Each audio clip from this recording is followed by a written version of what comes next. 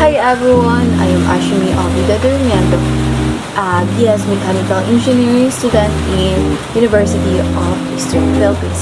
So today we're going to tackle about what is the importance of understanding the self in our future career.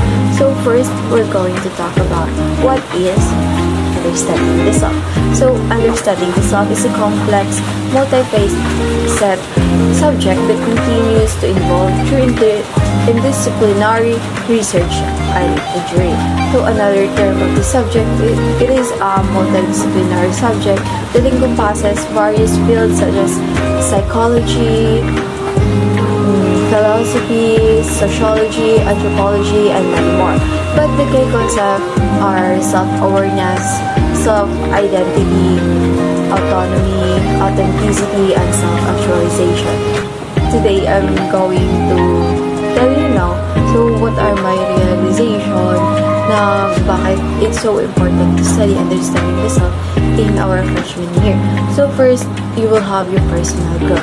Like self-awareness, magiging aware ka sa sarili mo, kung ano ka ba, kung anong gusto mo, kung anong pagkatao mo, parang ganun. So next, we have the improved decision making. So in improved decision making, like you were in a group, tapos na-improve mo yung decision making mo through pag nakita mo yung mga classmates mo na hindi nila kaya yun. So parang mag-iisip ka ng ibang solusyon para na makakaya din nila kung ano yung gusto mong gawin. Parang ganun lang kayo. So, in improved decision making. So, next is like emotional intelligence. So, in emotional intelligence, parang napakahalaga nito. Kasi, meron talagang mga times na hindi natin na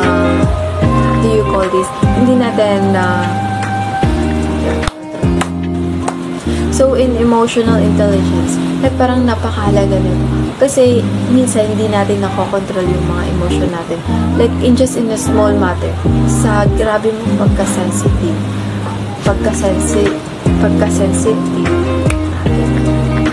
So, emotional intelligence, napakahalaga nito. So, like, parang, kagaya nung, kahit konting problema lang is iiyakan mo. So, how you handle that emotion in public places. So, kailangan mo talaga nun kasi sa grabe na pagka-sensitive mo, like parang hindi mo nakakontrol yung sarili.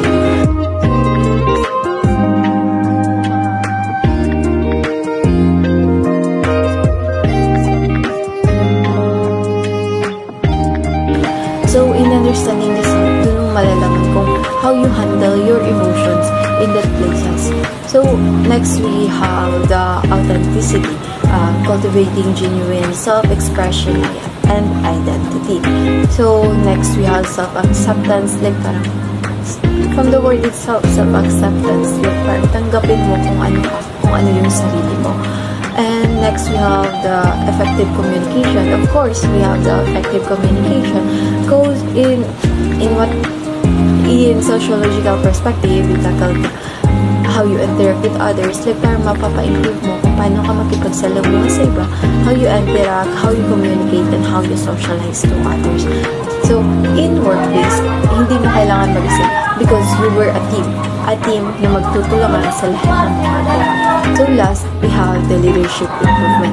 So yun na nga yung sinasabi ko, yung parang connected din siya sa improved decision making. Because when you are a leader, like parang titingnan mo talaga kung ano yung kaya ng mga grupo mo or ano yung mga kaya ng ka-members mo para na ma-achieve nyo yun, yung gusto nyong plan. So that would be all, and thank you.